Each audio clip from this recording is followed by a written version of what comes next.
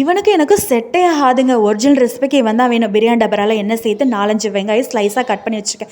பட்டை, கிராம்பு, பச்சை மிளகாய், இஞ்சி பூண்டு பேஸ்ட்டு, கறியும் இது கூட சேர்த்து நல்லா வதக்கி விட்டுறலாம். இந்த மெத்தடில் தான் செய்யணும். புதினா, மல்லி இதெல்லாம் சேர்த்து 4-5 தக்காளி நல்லா ஃபைன் பேஸ்ட்டாக அரைச்சி சேர்த்துருக்கேன். கொஞ்சமாக உப்பு, மிளகாத்தூள் இதெல்லாம் சேர்த்து நல்லா வதக்கி விட்டுறலாம். இவன் இந்த ஊர் ஸ்பெஷல் ஏங்கிற சீக்ரெட்டாக அடுத்த வீடியோவில் சொல்கிறேன். அட இந்த ஊர்லேருந்து தாங்க வந்தான். வாணியம்பாடி பசீர்பாய் குடும்பம் உங்களை அன்புடன் நடக்கிறது. தக்காளியில் இருக்க தண்ணியெல்லாம் ஃபுல்லாக ட்ரை ஆனோன்னா அரிசிக்கு மெஷர் பண்ணி இந்த தண்ணி அதை கொதிக்க வச்சு சேர்த்துருக்கேன். அப்போ தான் சிக்கன் பீஸ் நல்லா சாஃப்டாக இருக்கும். இந்த பாசுமதி ரைஸுக்கும் எனக்கும் செட்டே ஆகாது.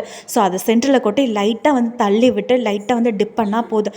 5 நிமிஷம் கொதிச்சதுக்கப்புறம் அரிசியும் தண்ணி ஈக்குவலாக வந்தோடனே 20 நிமிஷம் தம் போட்டு எடுத்து பார்த்தா அவ்வளோ ஃப்ளேவராக செம்மையான இந்த வாணியம்பாடி பிரியாணி ரெடி ஆயிடுச்சுங்க. அந்த கல்யாணத்துலலாம் இலையில தட்டில் அப்படியே லைனாக கொட்டிட்டு வருவாங்களா அந்த மாதிரி பண்ணணும். பிரியாணிக்கு ஏன் நான் கடிமை பெருமையா சொல்லுவேனே. நமக்கு பாய் வீட்டிலேருந்து பிரியாணி வரல தான். ஸோ இந்த வாணியம்பாடி பிரியாணியை செஞ்சு நம்ம அவங்களுக்கு கொடுப்போம். பிடிச்சிருந்தா இந்த பிரியாணியை ட்ரை பண்ணுங்கள். சேனலை சப்ஸ்கிரைப் பண்ணுங்கள். பாய்.